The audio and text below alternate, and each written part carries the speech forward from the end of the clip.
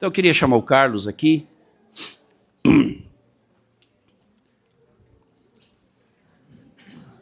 Brincadeiras à parte aqui, eu sou meio brincalhão, às vezes eu erro nisso. E, irmãos, podem me corrigir, viu? Quando eu exagerar na brincadeira, vocês puxam minha orelha.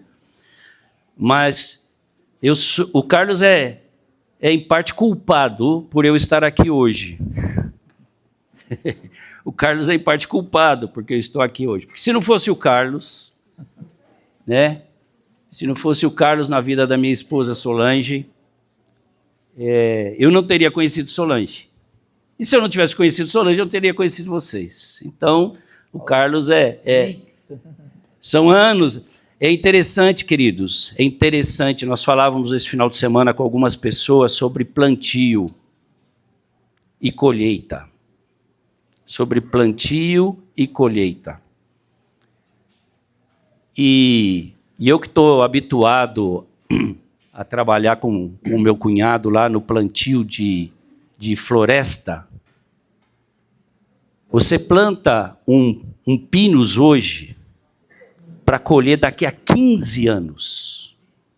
Você planta um pinus hoje para colher daqui a 15 anos. No reino de Deus tem muito plantio e colheita.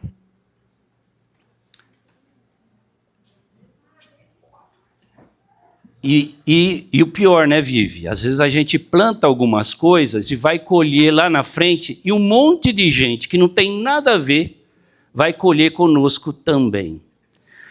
Boas coisas ou coisas ruins. Então veja bem o que você está plantando. Amém? Eu não quero tomar o tempo do Carlos aqui, que o Carlos nos abençoe. Vamos orar?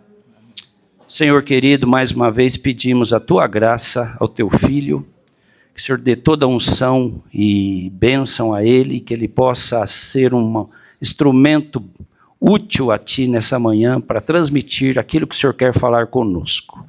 No nome de Jesus. Amém.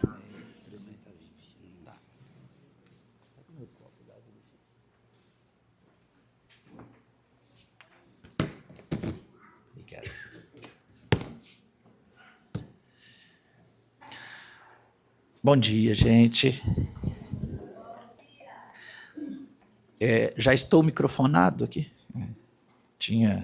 Descobri que tem o verbo microfonar. Hoje ele me ensinou. Queria apresentar minha esposa, que está ali. Fica de pé, minha esposa. Viviane. Esta é a minha ajudadora e muito idônea, graças a Deus. Né? Deus é bom comigo. Então, irmãos, eu tenho um pouquinho a ver com a história da igreja aqui em Curitiba, mas lá na sua origem, né?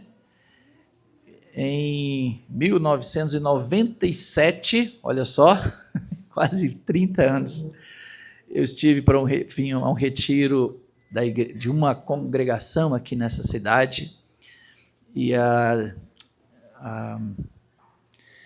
Solange tinha vindo uns meses antes. Solange morava lá em Ipatinga, região do Vale do Aço, em Minas Gerais, onde também eu vivi quase a maior parte da minha vida. Sou paranaense, mas fui para Minas Gerais com 18 anos, e lá fiquei por 41 anos. Né? E recentemente, há 3 anos atrás, voltei para o Paraná. Demorou um pouco, né? Então, eu sou mais mineiro do que paranaense, né? E, enfim, né? Gosto de Minas, gosto da comida, gosto dos queijos, do pão de queijo e tantas outras coisas de Minas Gerais. Foi uma terra que me acolheu e onde aprendi muito, e Deus também usou minha vida ali. Mas estávamos na cidade de Timóteo, no Vale do Aço, Solange Patinga, e ela começou a caminhar conosco lá, no ano de 94, por aí.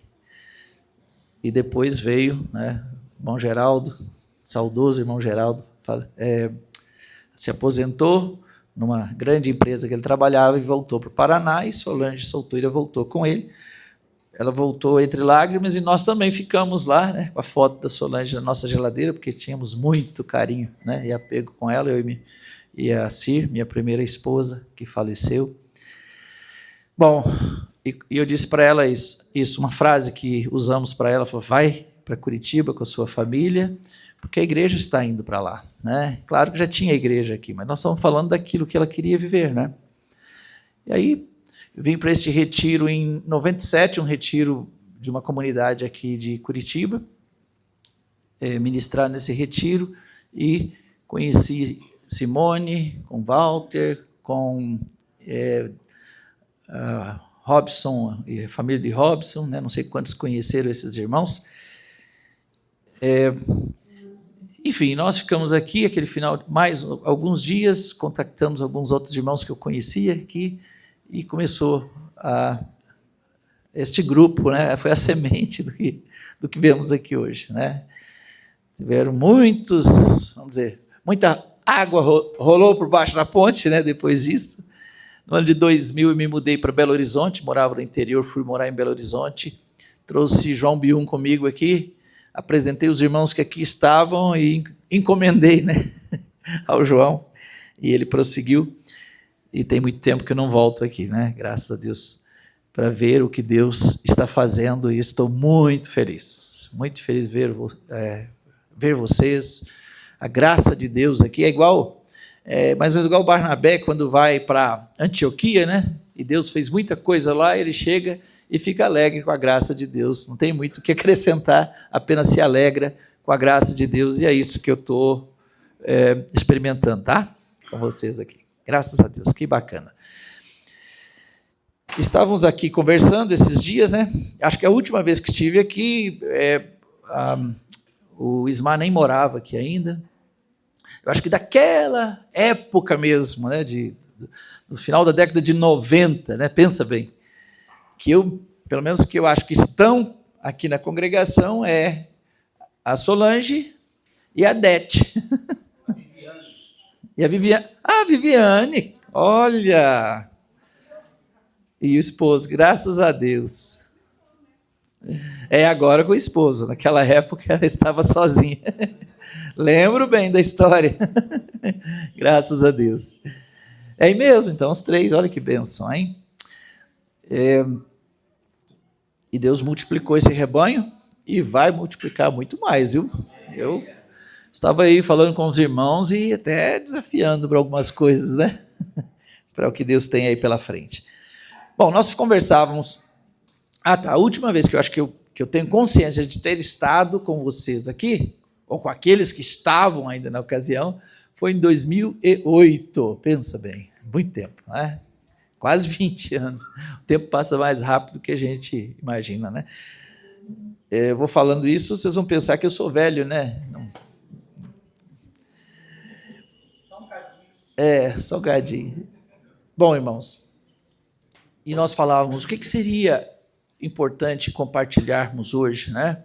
Tinha algumas coisas no meu coração, aí conversamos e pensamos sobre, tentando, né, identificar o momento da igreja, e pensamos então que era importante reforçar dois temas principais. Um que diz respeito ao evangelho que cremos ou que precisamos crer, e também depois a estrutura bíblica de igreja que precisamos viver, tá? Primeiro vamos pensar sobre o evangelho, tá? O evangelho que precisamos crer é assim, né? A gente não só crê numa coisa. Eu sempre penso, aquilo que é importante nós precisamos crer, sim. Mas depois precisamos nos sujeitar, não é? E depois precisamos anunciar. São as três fases, né? Eu creio, eu me sujeito e eu vou anunciar, tá? Então vamos pensar hoje sobre crer e sujeitar, tá? A qual evangelho? Vocês muitas vezes têm ouvido a expressão evangelho do reino, tá? E esta expressão, e às vezes acaba se identificando como o grupo do evangelho do reino, porque às vezes, eu já tenho visto isso acontecer, né? Que você é de qual igreja e você não sabe explicar bem como é que é isso, e acaba sendo o grupo do evangelho do reino. É como se o evangelho do reino fosse nosso, né? como se tivesse a franquia do evangelho. Não, isso não é correto, tá bom? Porque o evangelho é de Cristo e do seu reino. Nós somos abençoados se crermos no evangelho do jeito que ele está e do jeito que Jesus anunciou. Mas é o evangelho do reino. Só entenda que ele não é nosso. E nem temos a franquia dele, tá bom? É de Cristo o evangelho. E é importante, às vezes, a gente revisar esse assunto. Não sei se você concorda comigo, mas eu penso que é importante, e eu diria aqui algumas razões. Espera aí que meu computador às vezes não me obedece direito, não. Tá. Às vezes a igreja começa a ter debilidade no comprometimento. As pessoas começam a ter debilidade no comprometimento. Eu ou você, pode acontecer isso, porque a vida é assim. Nós precisamos revitalizar nossa fé com certa frequência. A palavra de Deus ou os princípios importantes precisam ser repetidos.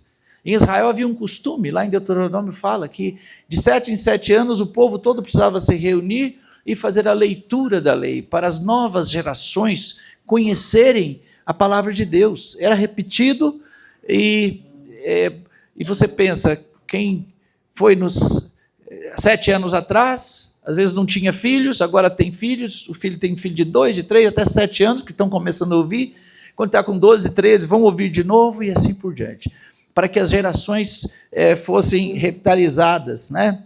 E nós corremos um risco, todos corremos um risco, de nos desviarmos. Sabia disso?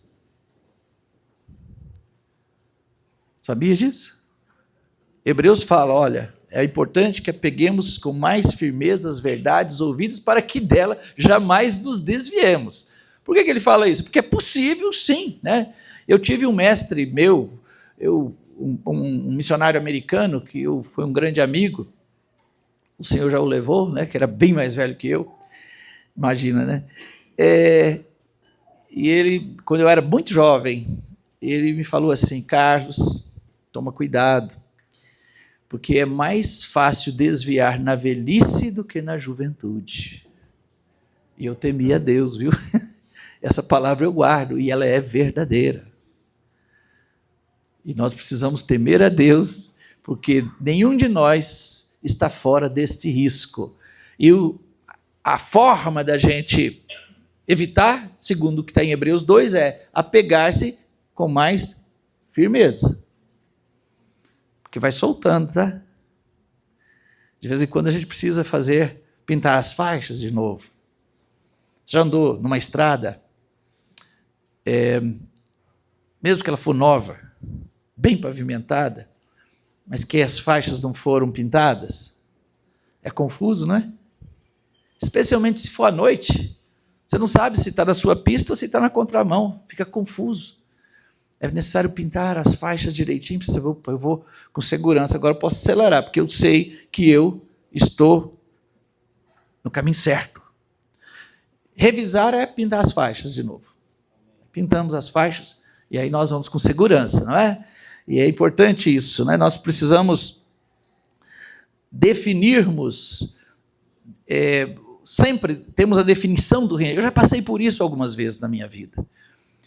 Houve uma situação, eu morei em Belo Horizonte e durante um ano, fiquei 15 anos morando em Belo Horizonte, e teve um ano que eu morei num bairro muito, muito chique de Belo Horizonte. Um irmão que morava nesse bairro, que era talvez um dos mais sofisticados, ele foi morar nos Estados Unidos por um ano e ofereceu a casa dele. Eu aceitei aquela oferta e não gostei da experiência. Eu me lembro que um dia eu estava caminhando numa pista de caminhada que acho que os maiores ricos da cidade caminhavam. E eu estava olhando, era a região bonita demais da cidade, e eu olhando para aquilo, e aquele dia eu fui orando. E quando eu morei ali, eu comecei a perceber que os ricos gostam do lugar que tem uma vista bonita. Até aquele momento na minha vida eu não importava com vista para morar, entendeu? Porque eu morei num apartamento que a vista era um grande muro, de todos os lados, parecia prisão, mas eu nem percebia. Porque o apartamento ele era térreo e tinha em volta, né, tinha área privativa em volta todo, só que tinha o prédio de lá, o prédio de lá, e o prédio de cá. Então ele era um prédio no meio de vários prédios. E o muro, e era uma Belo Horizonte, né? Tem muito morro. Então o terreno de lá tinha um desnível, então o muro era muito mais alto. Devia dar 7, 8 metros. Então a janela do quarto dava para esse muro, a janela do fundo dava para o outro muro. E eu vivia feliz ali. Estava ótimo. Mas quando eu fui para o bairro dos ricos, eu descobri que é legal ter vista, gente. Porque geralmente eles estão na área que tem a vista da cidade, é tudo muito bonito. E de repente eu comecei a pensar, olha, não, isso é bacana. Como é bom. Olha que legal, é mesmo, né? Como pude viver sem uma vista? Morar sem um lugar onde tem uma vista bonita. E depois tinha Nova Lima, uma região era mais bonita ainda, do outro lado desse bairro, né? A vista é maravilhosa, de repente, puxa, que coisa mais linda. Como é bom morar aqui. E de repente você tem motivos para ir gostando desta terra. E eu já estava com meus 40 anos, 42 anos por aí. E de repente você pensa assim, puxa, e o futuro? Era bacana, né? Pensar assim, eu vou ficar mais velho, tem um lugar bacana para morar. E vai entrando no coração um bocado de coisa, né? E naquele dia, eu lembrei de Abraão, é sempre um exemplo bacana para mim, né? Que foi um homem que foi o mais rico da sua época, talvez. Mas que nunca se rendeu ao conforto que a riqueza dele podia dar. Ele morou em tendas, praticamente a vida inteira. E ele teve um dia que se separou de Ló, o sobrinho, né? Porque você vê como ele era rico, os bens eram muitos, então a terra que eles estavam juntos não dava para comportar os rebanhos. E ele fez uma proposta para Ló, na hora de escolher. Ele falou, nós precisamos nos separar.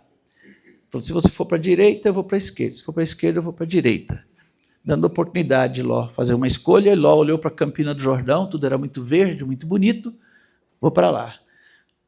Pode ir. E Abraão foi para o deserto. Só que esse Campina do Jordão era a direção de Sodoma e Gomorra. E fala que Ló foi armando as suas tendas em direção de Sodoma. Capítulo 18 de Gênesis, você vai descobrir que ele já está morando em Sodoma, né? E aquilo foi a ruína de Ló. E Abraão foi este homem que soube lidar com o mundo para que a sua fé não corresse risco. E ele não deixou nem que seus bens fossem risco à sua fé. Ele podia construir cidades e se fortificar, mas ele não fez. Esse é um tipo de decisão que a gente tem que fazer nesse mundo para a gente não se desviar. E naquele dia que eu estava caminhando nesse lugar, eu fiz isso que eu proponho hoje aqui. Eu revi a minha decisão de ser fiel a Deus e de não me render a nada, de subjugar qualquer coisa ao seu governo, de tornar escravo tudo que tenho e que sou para os seus interesses e para a sua glória. E eu vou dizer para vocês, eu falei que é mais fácil de se desviar na velhice, porque é mais fácil de confiar em Deus quando você tem mais vigor, quando você tem mais saúde, quando você vê tantas possibilidades ainda à sua frente. Você tem muita carta na manga, é mais fácil, sabia? Quando somos mais velhos, a gente não tem muito mais carta na manga. E eu, aquele dia, orei a Deus, falei, Senhor, eu confiei em Ti na minha juventude, eu quero Te honrar e confiar em Ti na minha velhice de maneira melhor do que eu fiz. Você quer esse desafio também? Amém? Para a gente manter neste desafio, nós precisamos, vamos dizer, crer e se sujeitar ao Evangelho de Jesus Cristo. Isso resolve sempre, tá?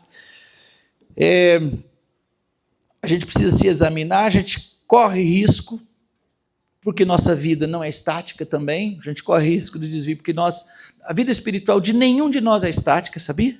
Não fica parada. E tem uma frase que eu gosto, que acho que foi Tozer que falou, ele falou, não existe ganhos definitivos no reino de Deus. Não existe. É dinâmico, para frente ou para trás. É igual você chegar no mato e abrir uma clareira. Você capina, né? Fica tudo bacana, tudo limpo. Mas o que começa a acontecer imediatamente depois que ficou tudo limpo? O mato começa a nascer de novo e começa a invadir aquela área. É assim a vida. Então não existe garantias definitivas. Infelizmente, a gente até que gostaria, né? Que fosse diferente, mas não há. A vida espiritual não há garantia, senão pela graça da diligência. Eu falei disso um tempo atrás aí.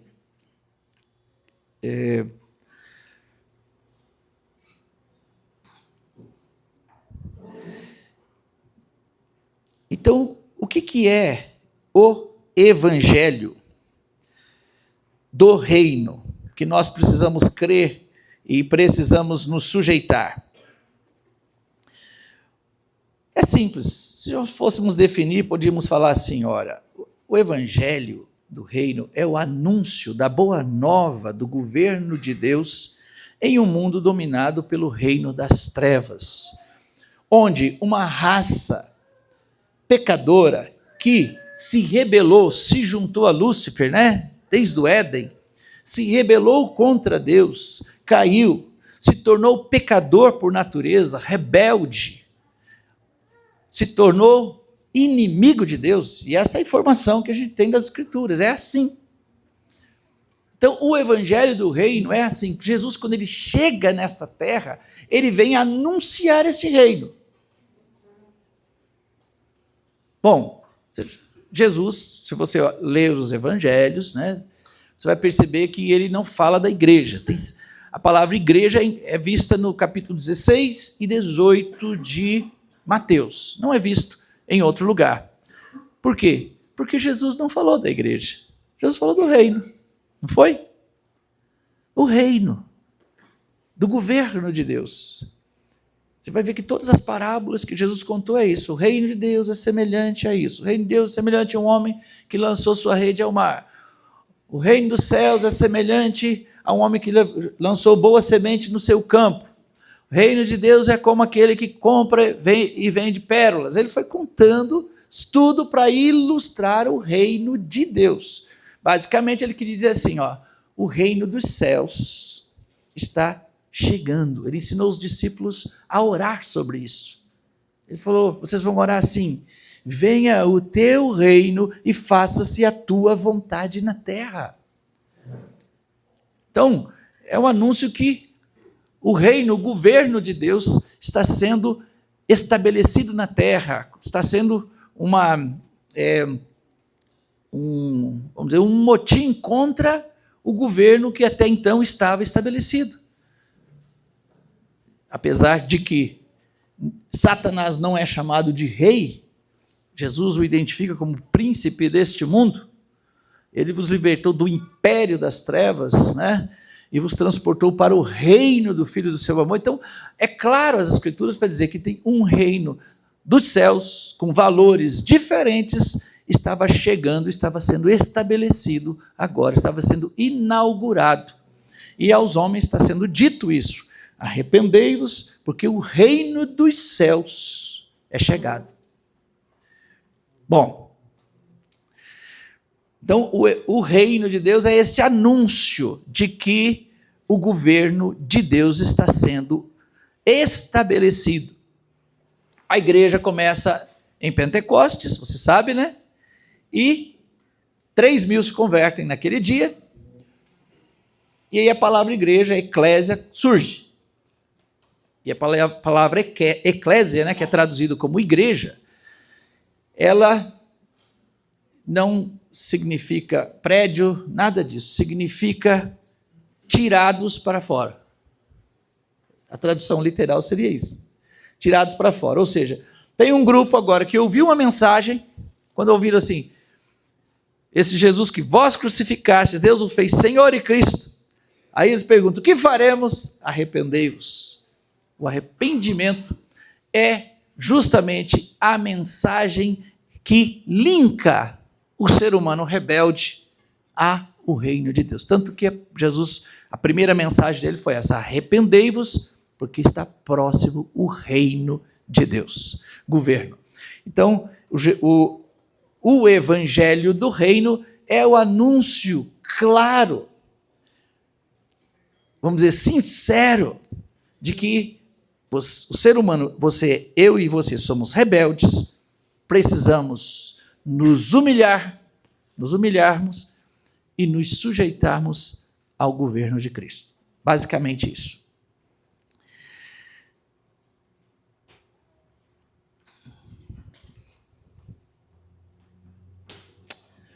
Eu queria falar duas coisas sobre este evangelho que eu acho que são pertinentes. Tem muitas outras, né, mas não vai dar tempo. Queria falar duas. Primeiro, né, que seria o confronto entre o falso evangelho e o verdadeiro evangelho. É óbvio que não existe só um falso evangelho, existem diversos, né, hoje em dia. Mas, vamos dizer, se nós fôssemos contrastar um com o outro, o falso evangelho do nosso tempo, ele é humanista e coloca o homem e a felicidade humana como o centro da mensagem, como o centro do interesse de Deus. E o evangelho de Cristo, o evangelho do reino de Deus, põe Jesus, sua autoridade e o seu reino como o centro da mensagem. E essa pegadinha, ela foi se estabelecendo na mensagem do evangelho, principalmente no século XX, desde o início do século XX, foi se intensificando e piorando as coisas, tá? Por quê? O evangelho que se pregou no século XX, eu me converti em 1978, pensa bem, há quase 48 anos atrás, bastante tempo. E tinha meus 15 anos de idade. Naquela época, a mensagem de evangelização que era feita nas igrejas evangélicas, né, foi nessa idade que eu entrei a primeira vez numa igreja evangélica, eu vim de uma família muito católica e estive numa primeira vez. Mas era costume de se pregar, o pregador, né, pregava uma mensagem evangelística. E nessa mensagem, o conteúdo dessa mensagem dizia basicamente isso: você é um pecador, você está perdido e você vai para o inferno. Você vai para a perdição eterna. Por isso, você precisa hoje aceitar Jesus como seu Salvador. Quem quer aceitar Jesus como seu Salvador, levante uma das suas mãos. A pessoa levantava a mão e depois era convidada para vir à frente para receber a oração, vamos dizer, do perdão. E a pessoa era declarada que ela estava salva e que tinha agora se convertido a Jesus. Eu ouvi este evangelho quando eu conheci a igreja.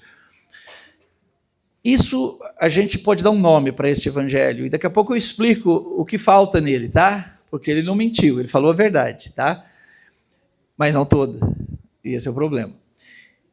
Esta mensagem, ela falava que nós éramos pecadores e que precisávamos de Jesus e da salvação, porque ou íamos para o céu ou para o inferno. Era uma mensagem que pregava sobre o pecado, que pregava sobre o céu, sobre o inferno. Verdades, certo?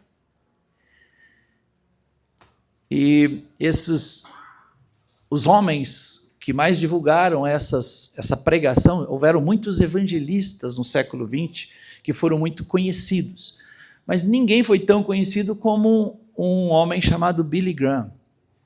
Esse homem viveu praticamente 100 anos, né? Morreu quando ia completar 100 anos, e ele, para mim, é um modelo desse tipo de evangelista e que se deu ao evangelho de maneira digna e honrosa, eu posso dizer.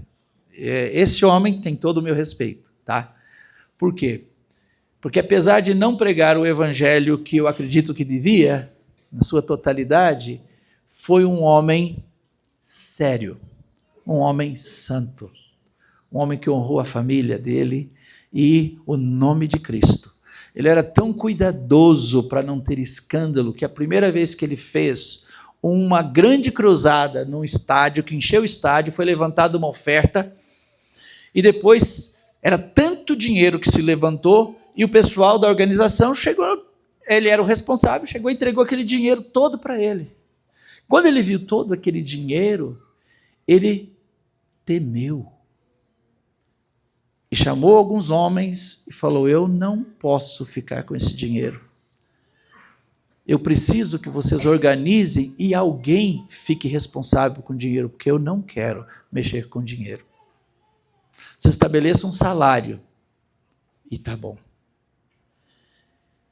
Esse homem nunca entrou num elevador que tivesse uma mulher sozinha. Se tivesse, ele esperava. Por quê?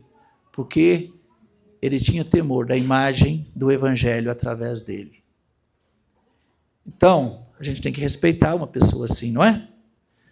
Este evangelho das ofertas foi pregado por homens sérios. Só que, o que faltou? O evangelho das ofertas, que é esse aí, ele tem a verdade e não toda. E o que falta?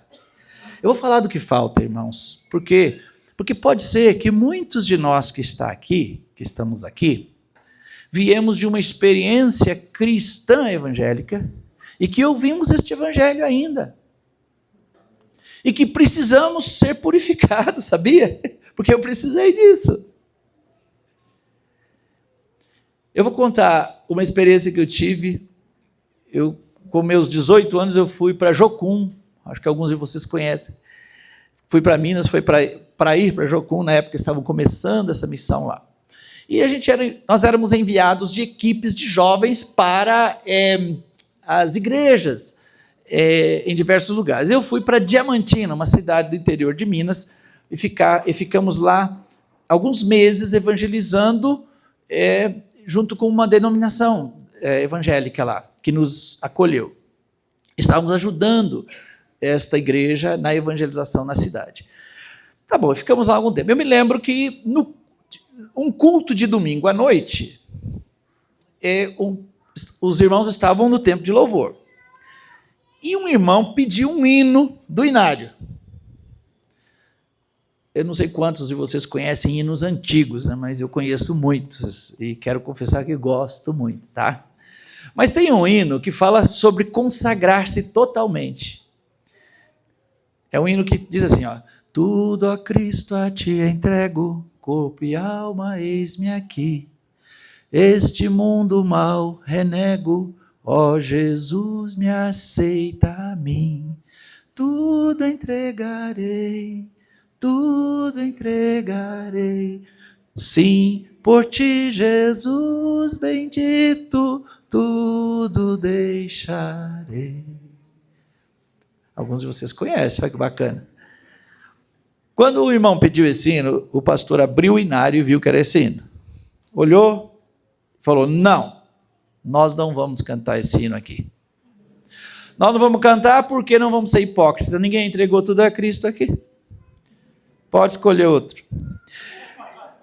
Aí escolheram outro, eu não me lembro se foi chuva de bênçãos teremos, eis a promessa de Deus.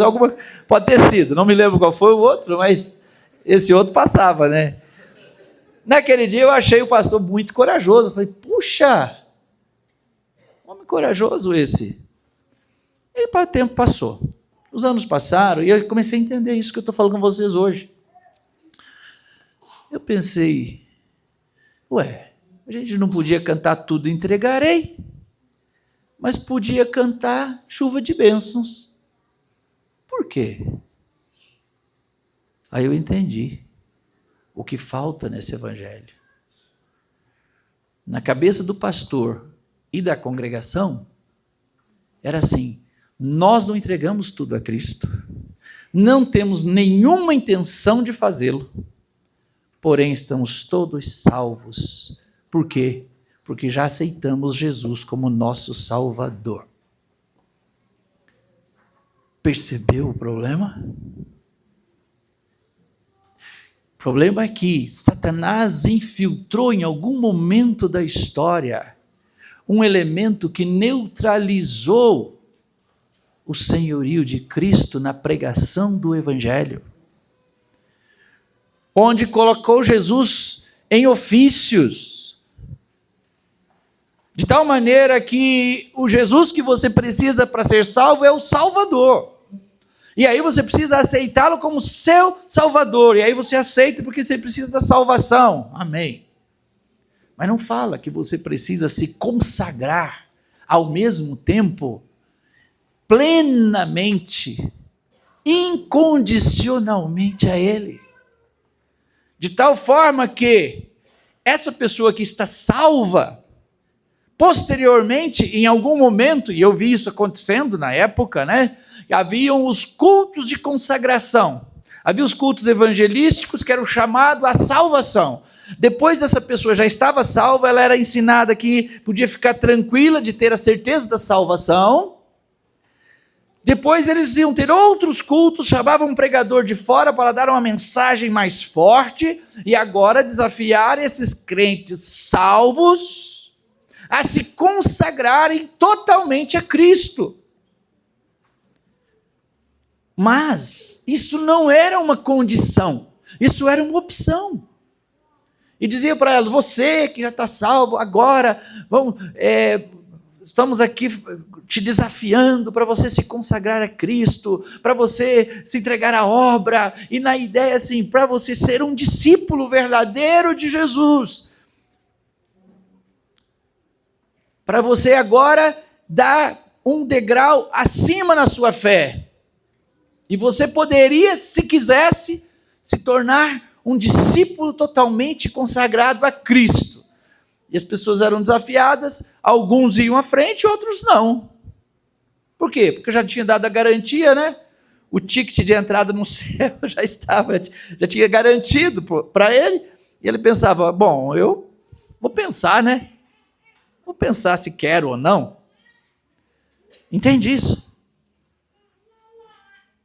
É como se Jesus fosse dado em parcelas, e a parte de Jesus que te interessa, você pega. A parte de Jesus que não te interessa, você não precisa pegar. É igual se o cara fosse casar com uma moça, ele falasse com ela: olha, eu estou precisando de uma empregada para cozinhar e passar, e eu aceito você como minha cozinheira e minha passadeira de roupa. Não.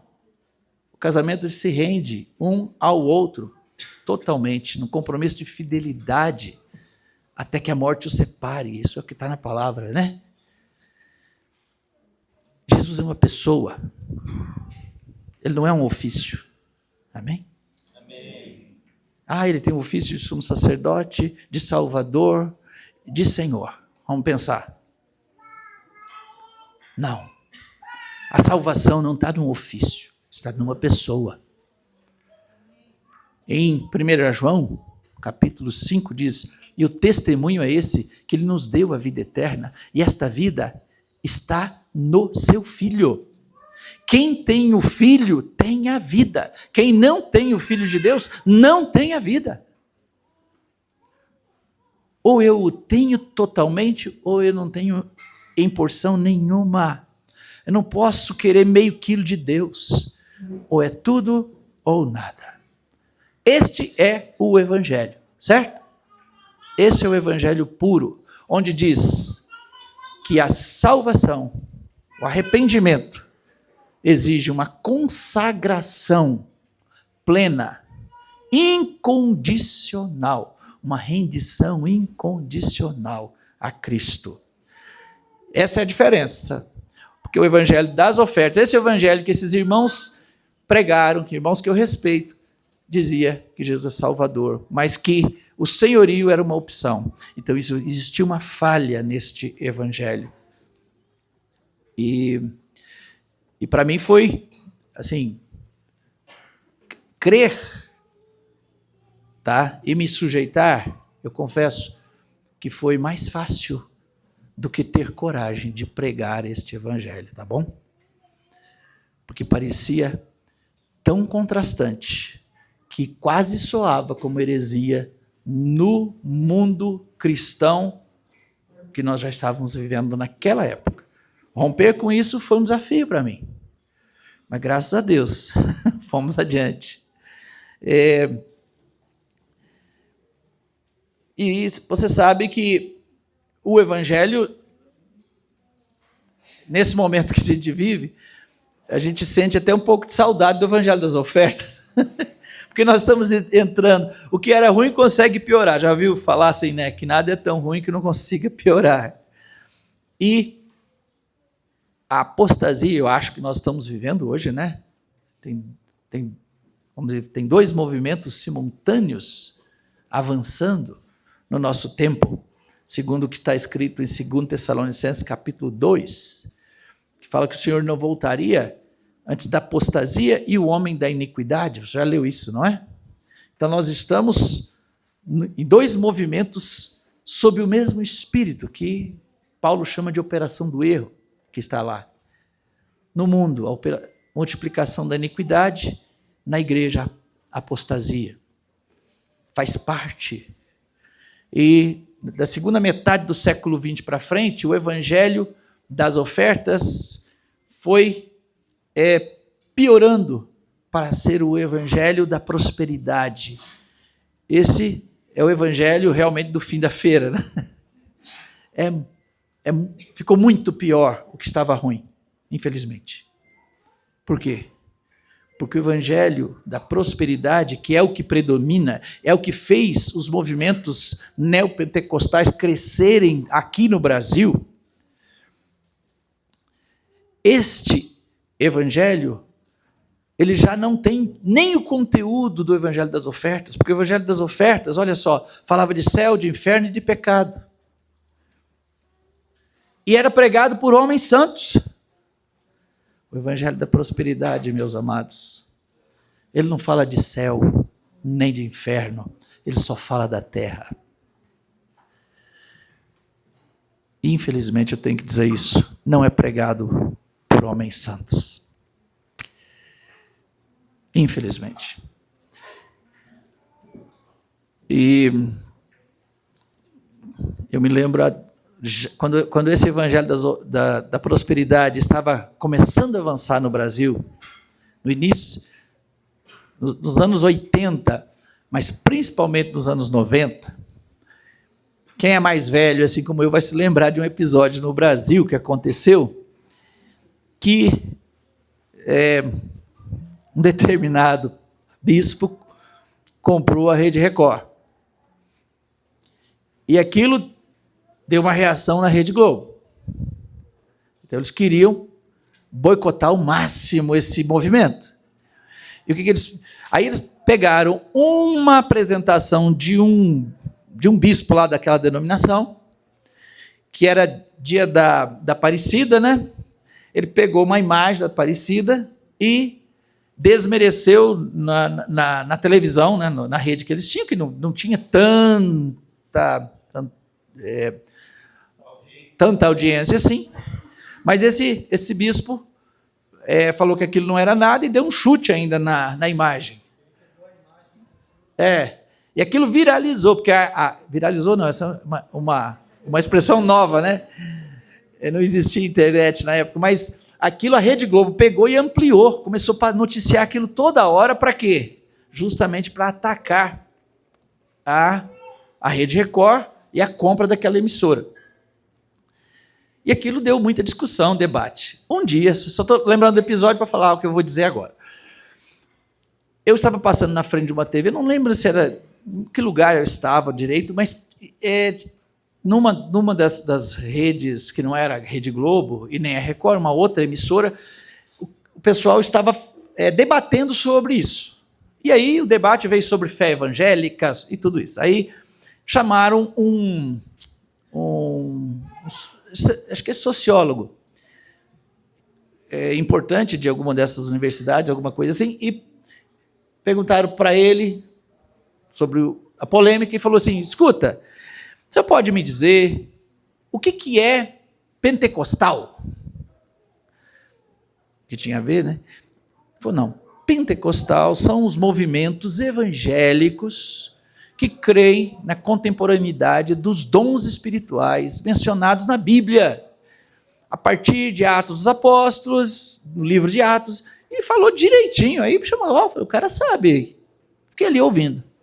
Aí outra pergunta: qual é a diferença dos evangélicos modernos dos evangélicos históricos? E os históricos ele queria justamente se referir à Igreja Reformada e os evangélicos do século XVIII, né? E o cara respondeu de uma maneira que me impressionou. Ele falou: a diferença é o seguinte, que esses evangélicos históricos, dos 2 séculos atrás, foram pessoas que acreditaram numa mensagem diferente. Era ensinado para eles que a felicidade estava reservada para o céu, depois da morte. E que, porque eles tinham então essa crença, eles eram pessoas piedosas, mas muito disciplinadas. Ele não ia falar que eles eram santos, né? Usou a expressão disciplinadas. Eram muito disciplinadas, e por serem muito disciplinadas, elas prosperaram muito e adquiriram riquezas. Mas porque eram ensinadas assim, elas eram pessoas piedosas e não se renderam aos bens. Elas eram generosas, ajudavam os outros, abençoavam, não usou a expressão abençoavam, né? Distribuíam o que tinham, porque na cabeça deles a felicidade é no céu. Já os evangélicos modernos já não creem mais assim. Eles não pregam mais que a felicidade é no céu.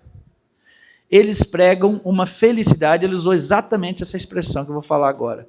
Eles pregam uma felicidade mundana. Eu pensei assim, a maioria dos pastores não sabe o que esse cara sabe.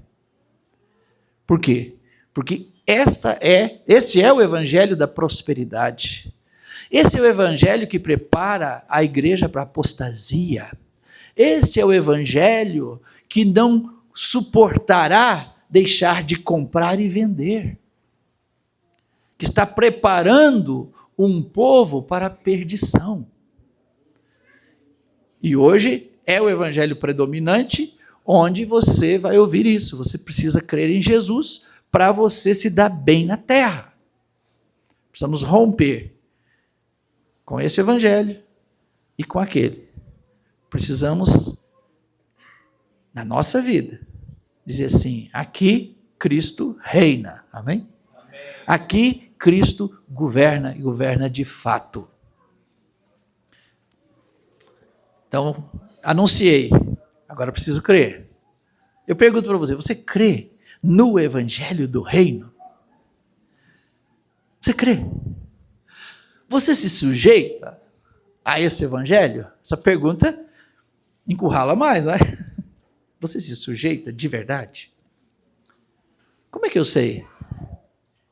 Tem como saber que Cristo governa?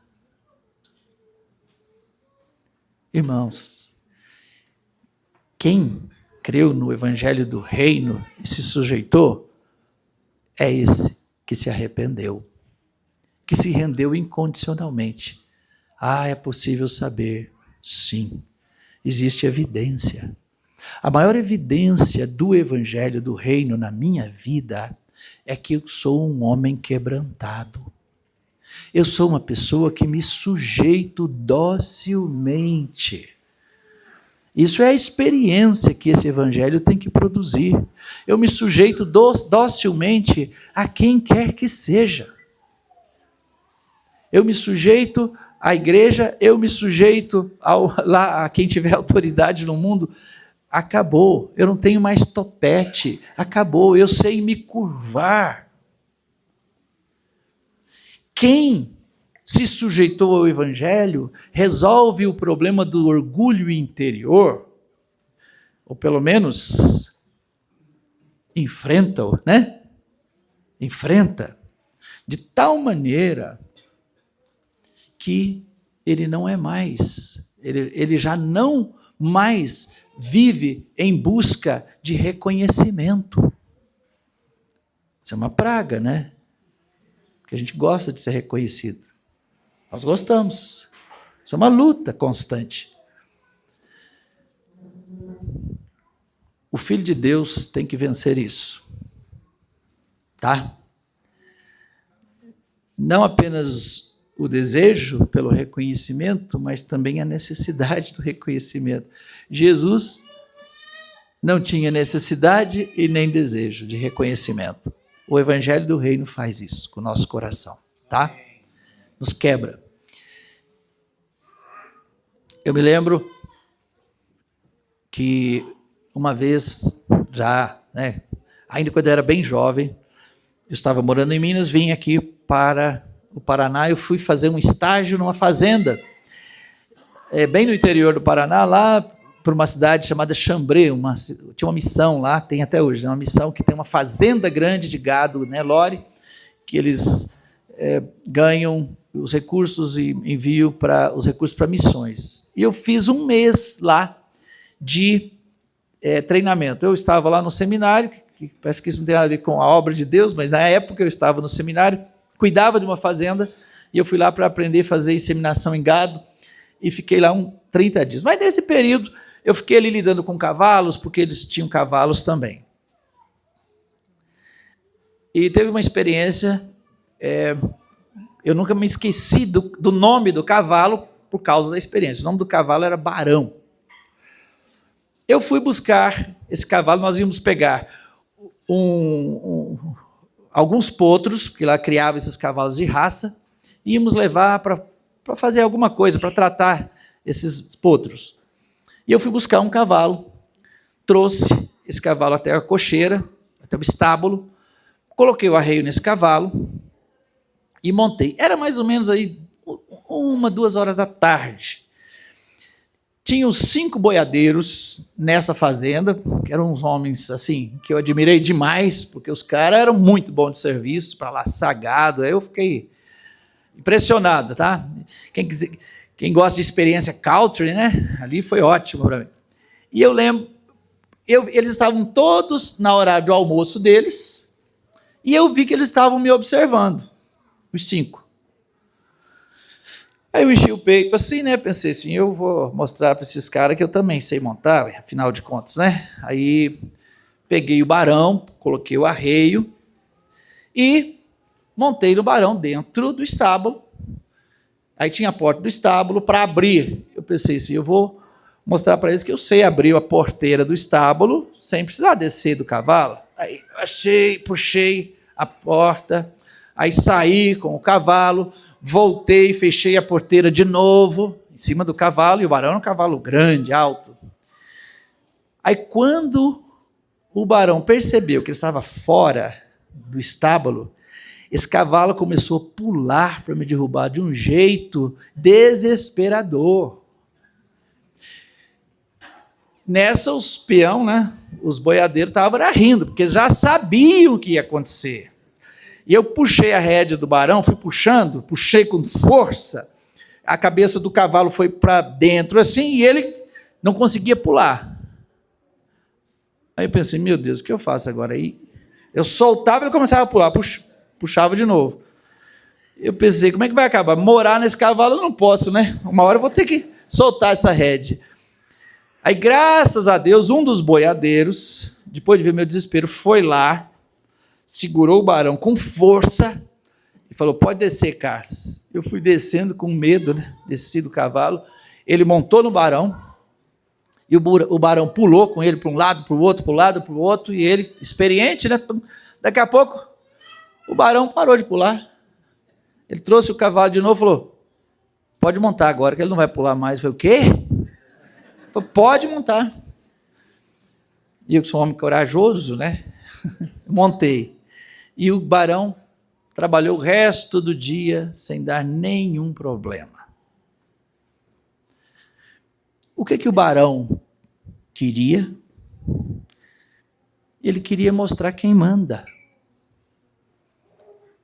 Ele tinha este hábito de pular e derrubar o primeiro que montasse. Ele queria provar, eu mando. Sabia que tem gente assim na igreja? Igual o barão? Que fala que quer o reino de Deus, mas na hora de ser montado, pula. E que vai obedecer na hora que quer, do jeito que quer. Como é que você é? Você parece o barão. Irmãos, o governo de Cristo nos coloca em posição contínua de quebrantamento. Amém? E nos torna voluntários. Nos torna dóceis para sermos orientados. É fácil edificar alguém que se sujeitou ao reino de Deus. Não dá trabalho, é fácil. É o potro que põe a cabeça no cabresto. Fácil. Pronto. Eu, com os discípulos novos que chegam no reino de Deus, eu costumo dizer assim, olha, já foi o tempo, meu Deus. Eu digo assim, olha, nós estamos aqui hoje, eu estou te ensinando a meditar na palavra. Estamos aqui meditando? Estamos. Tá bom, eu vou ficar nisso. Estou te ensinando a meditar na palavra hoje? Sim. Daqui uma semana, um discípulo de Jesus é assim. Daqui uma semana, deve fazer 7 dias que você medita na palavra. Daqui 2 semanas, 14 dias. Daqui 3 semanas, 21 dias. Ou seja, a palavra de Deus chegou e se estabelece. Por quê? Porque é um coração que se sujeita prontamente, naquela hora. Obedeço a Deus. Isso é reino, tá? Isso é governo de Cristo. Isso é experiência. Existe uma diferença entre conhecer e experimentar. Podemos conhecer sem ter a experiência. Você tem experiência com o governo de Cristo? Isso é muito importante ser respondido, tá bom? E por isso, o reino de Deus, ele não precisa apenas ser crido, mas precisa ser aplicado. Ele é aplicado quando em situações reais eu provo que aquela decisão foi verdadeira. Agora que conta, não é? Senão fica igual aquela história do cara com o frango. Não sei se você já ouviu essa história. Já ouviu essa história?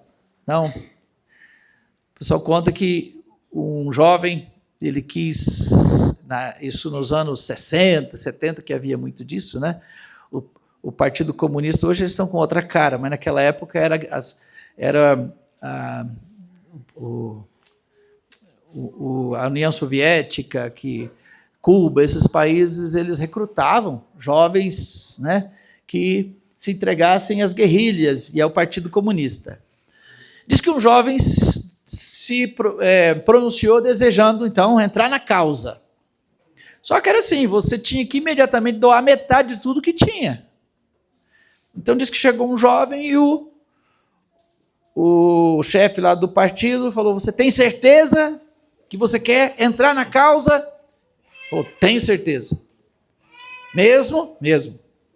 Você entendeu que se você tiver 2 casas, você vai ter que dar 1 casa para o partido? Entendi. Está disposto? Estou disposto. Se você tiver 2 carros, você vai dar 1 carro.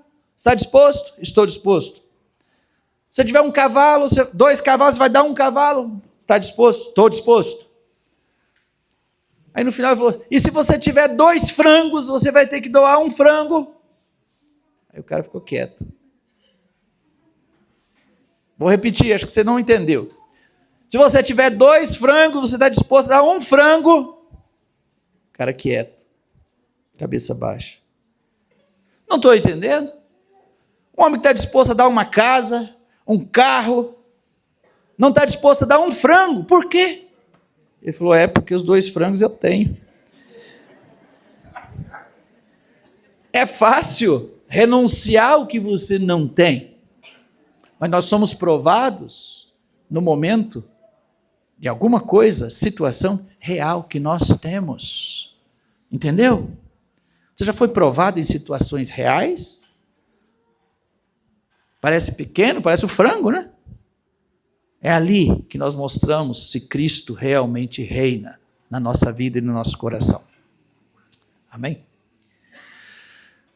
Esse é o evangelho que a gente precisa crer e sujeitar. Bom, eu tenho 10 minutos para falar o outro tema. Então eu vou tentar ser fiel ao tempo, tá bom? Não apenas o evangelho que cremos, mas a igreja é a estrutura que cremos. A estrutura que nós cremos como igreja, é importante a gente ter nós temos unanimidade na forma de ser igreja. E essa forma de ser igreja está descrita em Efésios capítulo 4, versículos de 11 até o 16. Fala que Deus concedeu uns para apóstolos, outros para profetas, outros para evangelistas e outros para pastores e mestres, com vistas ao aperfeiçoamento dos santos para o desempenho do seu serviço para a edificação do corpo de Cristo. Está dizendo que Deus estabeleceu ministérios sobre a igreja com uma finalidade, não é para ficar no púlpito ensinando a priori. Dono de um Tigo 8, você consegue só manobrar o carro, por favor, que ali estacionou é zona de descarga.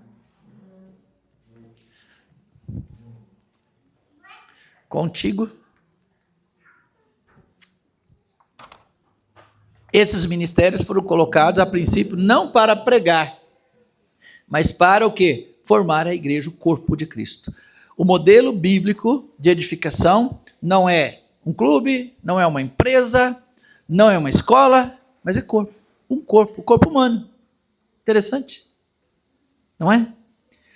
E fala aqui, com vista ao aperfeiçoamento dos santos. Aperfeiçoamento dos santos. A palavra aperfeiçoamentos, a palavra grega ali é catartismos, que a tradução literal seria ajuntar os membros, colocar no seu lugar certo, vamos dizer, organizar o corpo, por cada membro no seu lugar, o braço no lugar certo, a mão, a perna, enfim, cada membro no seu lugar, e que, para o desempenho do seu serviço, não o serviço dos pastores ou desses ministérios, mas o serviço deles. Não o desafio de um líder na igreja não é ele trabalhar apenas. Se ele não vai fazer o trabalho de 50, mas vai levar 50 a fazer o trabalho deles. Então esse é o desafio nosso, que estamos na liderança. E o seu trabalho de qualquer um de nós, na verdade, porque qualquer ministério que temos, nós somos membros do corpo, é estarmos no lugar que Deus estabeleceu para nós. Que lugar é esse? Bom, se isso acontece, são etapas de edificação. Se cada membro está no seu lugar, eles vão desempenhar o serviço deles, e aí o corpo de Cristo vai ser edificado. Então, são etapas descritas ali. Primeiro, organizamos o corpo, colocamos cada um no seu lugar. Segundo, eles desempenham o serviço deles. Terceiro, a igreja é edificada. Nos versículos 15 e 16, vai falar de maneira prática como é que faz. Lá diz assim, seguindo a verdade e amor, cresçamos em tudo, ou falando a verdade e amor, cresçamos em tudo naquele que é a cabeça, Cristo. Então, vai descrever corpo, só que tem um que é cabeça, que é Cristo, de quem todo o corpo, não é? Bem ajustado e consolidado, segundo a justa cooperação de cada parte, não estou falando o versículo direitinho não, mas é isso, né? Cresce o crescimento que procede de Deus. Aí vai falar sobre juntas e ligamentos. O versículo 11 e 12 não fala disso ainda, agora fala. Por quê? Porque está dizendo de maneira prática como é que um corpo mantém-se de pé e está vivo e trabalha e pode, vamos dizer, ser útil. É através de estar sob o comando de Cristo e estarem unidos com juntas. O texto de Colossenses 2, 18 e 19 vai dizer assim: não retendo a cabeça, de quem todo o corpo, suprido e bem vinculado por suas juntas e ligamentos, cresce o crescimento que procede de Deus. O crescimento que procede de Deus vem por juntas e ligamentos. Juntas e ligamentos, o que são? Então, no corpo humano, porque a figura é corpo humano, a gente precisa entender o que é no corpo e depois aplicar na igreja, concorda? No corpo humano, o que são juntas? É o ponto de encontro, de limitação, dependência, serviço entre um membro e outro. O que são ligamentos? Dentro aqui a gente não vê na nossa mão, mas existem uns fios ali, né, que prendem essas juntas, de maneira que a mão não é frágil. Ela aguenta peso, não aguenta? Para trabalhar. E pela quantidade de juntas, tem muitos movimentos. Eu ouvi uma vez que a mão tem 82 movimentos, nem sei se é verdade, viu? Mas parece, disseram. Acreditei. É impressionante, não existe máquina que conseguiu isso ainda. Mas é pela quantidade de juntas, e que está no comando da cabeça. Na igreja, o que é uma junta? Também é o ponto de encontro, de limitação, de dependência, de serviço entre um irmão e outro. O que são ligamentos? É o comprometimento para que essas juntas não se desfaçam. A mão, os dedos estão presos à mão e não se separa. Para separar a mão do braço ou os dedos, só uma ação muito violenta, um acidente grave, às vezes sim, mas não foi feito para isso. Essas coisas são coisas imprevisíveis. Não precisa acontecer. Por quê? Porque a mão está presa ao braço de maneira resistente. E nós, então, precisamos entender que formar o corpo é estabelecer juntas de compromisso entre os irmãos, de maneira que eles se sirvam fielmente e creiam nisso. Para isso dar certo, a gente precisa conhecer modelos. Biblicamente, o modelo de corpo não está em Efésios capítulo 4. Paulo está didaticamente ensinando. Mas sabe onde nós aprendemos sobre corpo? Na prática, com Jesus e os discípulos. Jesus, ele não fez isso? Não se fala de igreja lá, mas ele estabeleceu o que é corpo, segundo esse modelo. Ele chamou 12 homens para estarem com eles, para viverem com eles. De tal maneira que ele estabeleceu o princípio de corpo, de tal maneira que a edificação não seria através de eventos, não seria através de reuniões, seria através de relacionamentos. E isso não pode ser um detalhe. Isso tem que cair no nosso coração, com fé. De maneira que nós vamos nos render a uma estrutura bíblica de edificação, conforme está nas Escrituras e do modelo de Jesus. Então, para isso acontecer,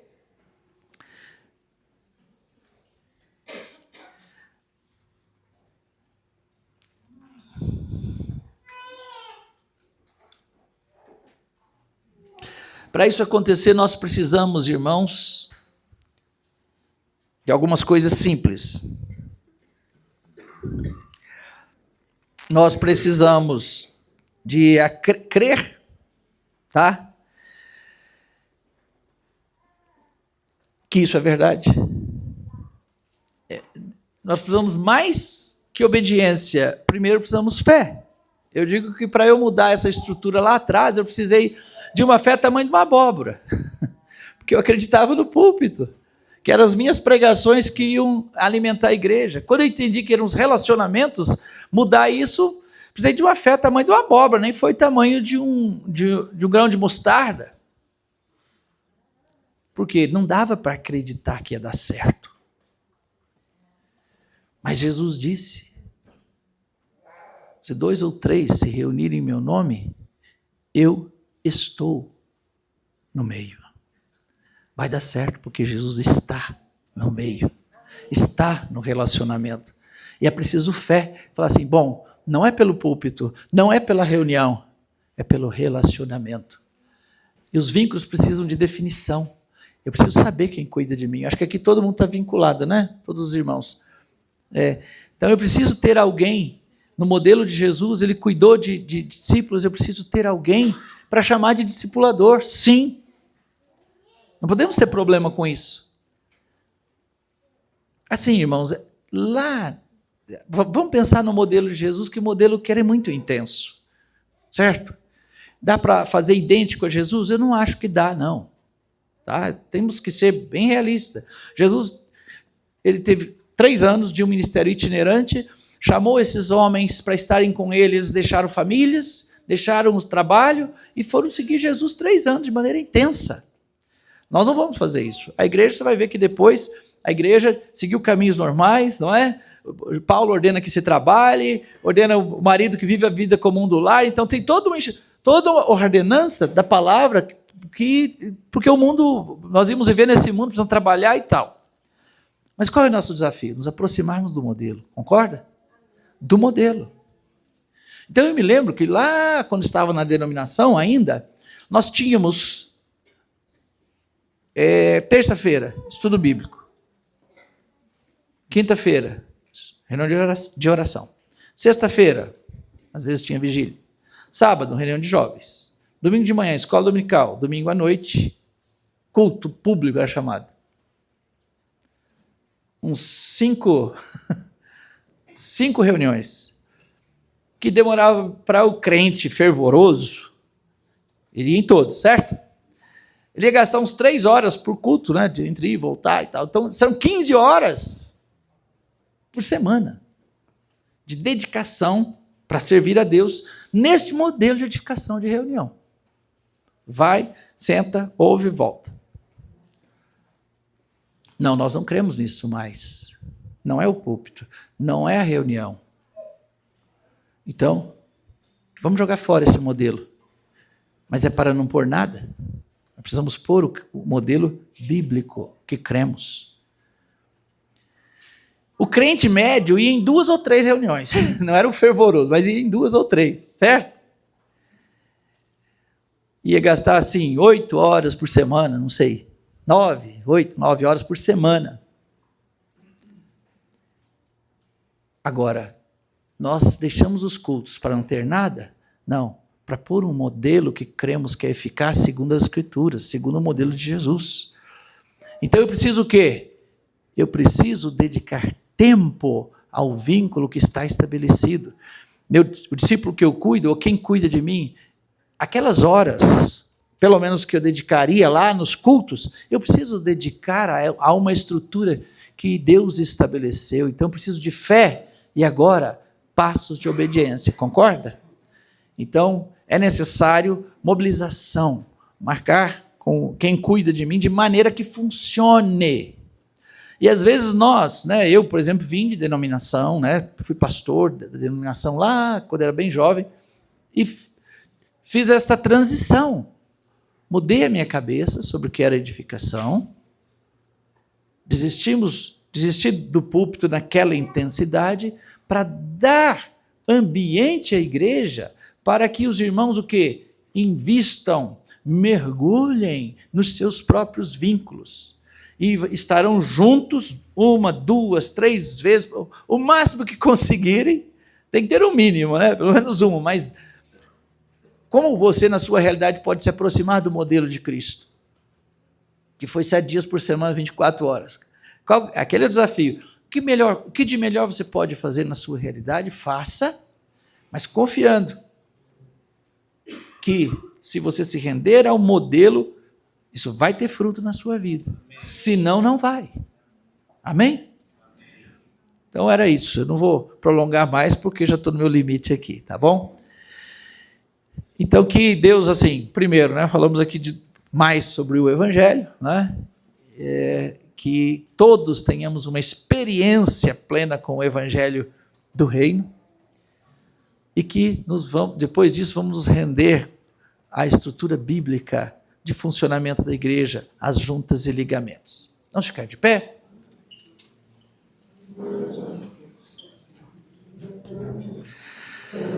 Senhor, muito obrigado,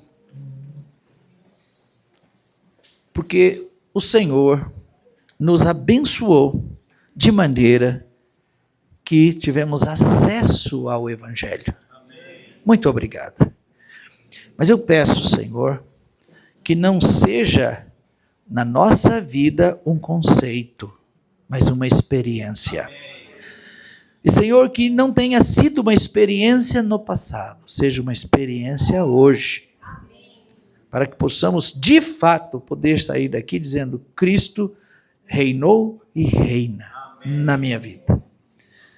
E que o Senhor também nos abençoe para sermos uma igreja segundo o modelo da Tua palavra.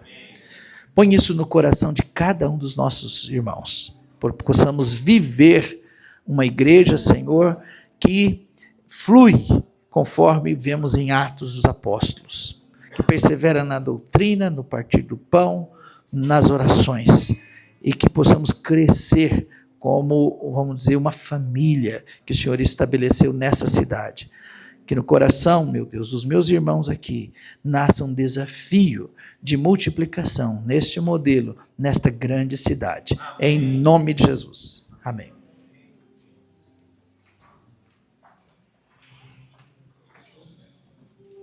Queridos, agora nós vamos ceiar, né?